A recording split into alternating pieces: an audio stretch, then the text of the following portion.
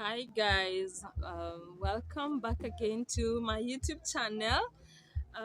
Here from White and Blue Resort in Dar es Salaam.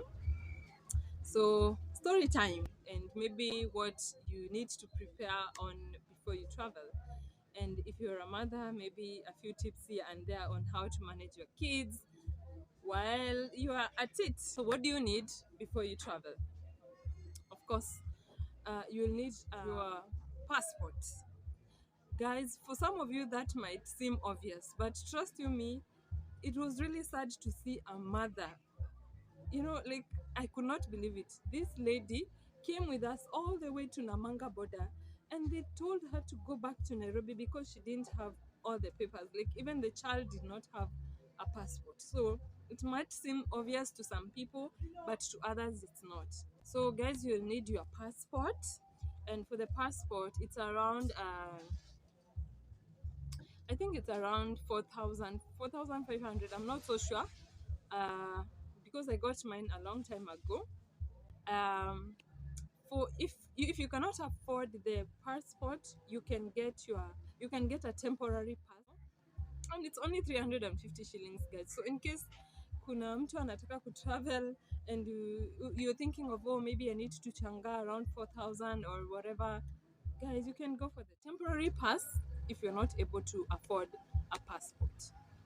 And once you download it from the cyber, me, I didn't know that I'm not supposed to take it to your house, but I downloaded the temporary pass. It took me 10 minutes to fill in the temporary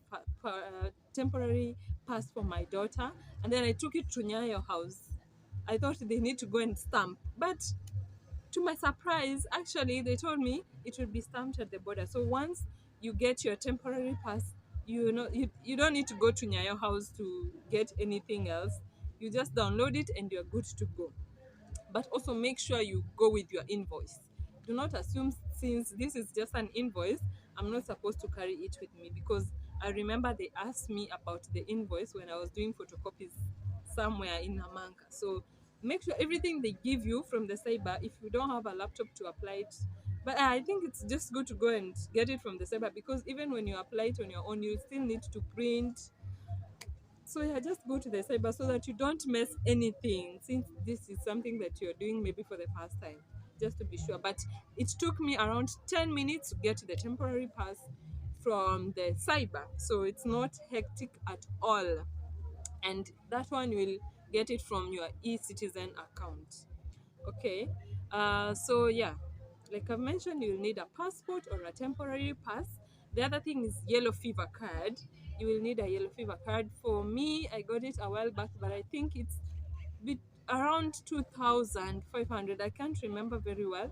But if you go to Wilson Airport, you'll get the yellow fever card. Also, pale hapo kwa Kanjo, they also give it. And also I saw in Metropolitan Hospital, some hospitals, private hospitals, wanakupea hiyo yellow fever card. So for yellow fever card, I'll advise you to plan between 2,000 and 3,000. I'm not so sure, but that's the range actually. Yeah, I think so, yes. And then the other thing is your COVID certificate, guys. You need your COVID certificate when you're traveling. You will need your COVID certificate. So your temporary pass or your passport, your yellow fever card, and now your what? Your COVID certificate. You'll need those things. So it's good. I'll advise. It's good to go and find out what you need before you even travel. So for me, I went to the bus. I went to Tea Room where I booked my bus and asked those guys, "Hey, I'm going to Dar es Salaam. What do I need?" And they told me this and this and this. So I planned using all the information that they gave me. So do not just wake up and travel. It's good to do a little bit of research. Okay, so if you have kids, you also need to plan further, because like for me, my daughter, she's been off diapers for a while now because she's big. But since we were traveling and it's a long distance, uh, I had to get her diapers. She was not comfortable with wearing diapers, but I really had to explain why I have to use diapers on her. So make sure you have your diapers if you're a mom. Uh, for my son, I carried an empty bottle just in case she tells me, "Mom, I want to pee," and we are traveling in the bus. Like, you cannot tell the driver all the time to stop. They have certain and specific destinations where they stop for people to go and release themselves. But kids are kids. Kids are kids. You don't want them to surprise you, so it's good to just plan ahead. So I carried an empty bottle, a 1 liter or 1.2. Yeah, I think it's, yeah, a 1 liter bottle. It was empty, so that just in case he decides to surprise me, I'm like, "Mister, use this bottle." So it's just, yeah, those are like the main things that you have to think about, especially if I was just traveling alone. I didn't have anyone to help me. The other thing I advise you, when you get at the border and you feel like you are a little bit confused, because there's a whole lot of stuff that happens there. It's good to really reach out to the guys um, supporting you in the bus, that is the conductor, to just link up with them in case you feel like, no, hapa stawezana. Just link up with them, and they'll be very helpful. They help a lot. They will tell you what you're supposed to do, where you're supposed to go, the ones that you're supposed to fill in, so that, especially for us mothers, everyone else can finish filling and getting their visas, but for you, since you're alone and you have 2 or 3 or 4 kids, you don't know where to start. It's good so that the conductors, they can even request guys to allow you to fill in everything very fast and be attended to fast, because the queues are very long there. So you don't want to keep everyone else waiting at the bus. It will feel so weird. I know it's okay, but it's good to get help. Ask them to allow you be served first, because you have kids, so that you don't keep everyone waiting. The other thing is with money. Guys, you can easily get conned at the border, or you can be given fake money. So it's good to also use the guys, the conductor. They also get someone else to change your money to whatever currency, the currency of the country that you're going to.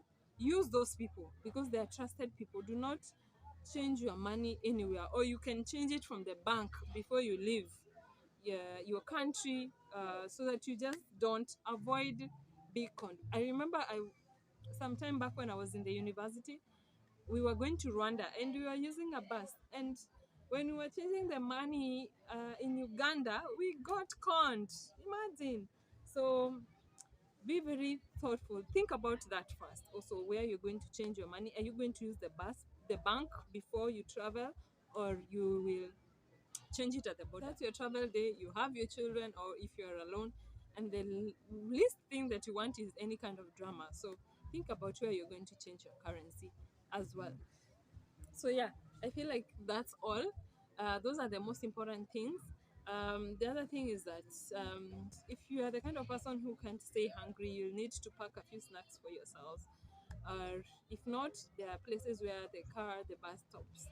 You can also get stuff there. The only terrible thing that I experienced, guys, was with someone farting in the bus. I mean, who does that? Oh my god. You know, I felt I felt sorry for myself. And then for me, since I have kids, I felt like guys were going to assume it's my children farting. you know. So I was so cautious. I kept on asking my daughter, "Baby girl, ume poo poo?" Like, I was so concerned every time that person farted. I'll ask my daughter, are you the one who has done this? So that was the only terrible experience that I had in that bus. I mean, who does that? And it's that adult fat, the conk one. Oh my god. Oh my goodness, I suffered. I mean, who does? I was watching another video a few days before we traveled of this guy. It's a Nigerian guy. So he was talking about guys who fart in planes. The plane is up there and you can't open the window, and these guys you just decide to do what you're doing to people. I mean, come on. So it happened to us, and I remembered, and I just laughed about it. But I suffered, my people. Imagine, for more than 10 hours, this person would stay for 10 to 15 minutes, then does the thing. Does the thing. It was terrible. That was the only part of the journey which I realized. I was asking myself, where do I get a corona mask? Where do I get it from? Because it was conk, my people, but we made it. I noticed that people, when we got to Arusha, we had people who alighted. When we also got to Moshi, people also alighted. So after we left Moshi, it disappeared. So I want to believe the person who was terrorizing us in that bus alighted somewhere in Moshi. Yeah, so yeah, but everything else went well. We got to Dar es Salaam safe, and I'm really happy and I'm grateful to God.